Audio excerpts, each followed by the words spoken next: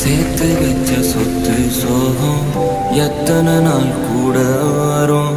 எதுவும் இல்ல உலகத்துல நிரந்தரமா. பணந்தான் எல்லான்னு பாவி மனசு சொன்னாலும் போகும்போது பணத்தை கொண்டு போக முடியுமா?